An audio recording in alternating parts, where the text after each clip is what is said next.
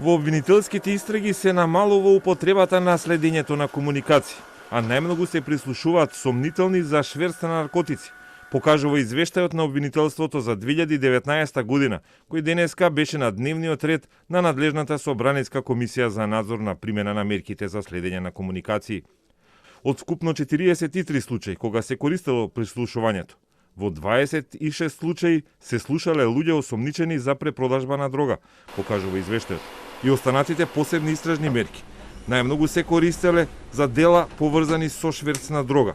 Се користеле со судска наредба, што според обвинителството е показател дека во такви криминални активности посебните истражни мерки се потребни и носат докази за на суд.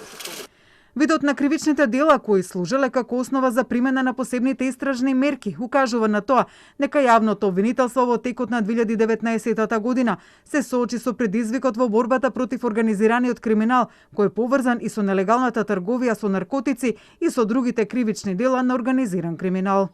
Извештајот поради собранискиот прекин на работа заради изборите и пандемијата се разгледува дури сега, 9 месеци подоцна од вообичаениот период кога се поднесува.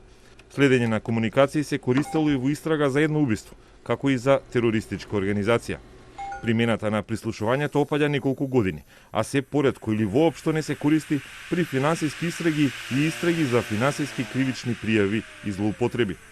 Од обвинителството за организиран криминал за Телман вела дека посебните истражни мерки, особено прислушувањето, не се потребни за истраги со финансиски криминал и злоупотреба на службена положба, бидејќи таму доказите се обезбедуваат преку извештаи, одлуки и банкарски трансакции, за што е потребно вештачење.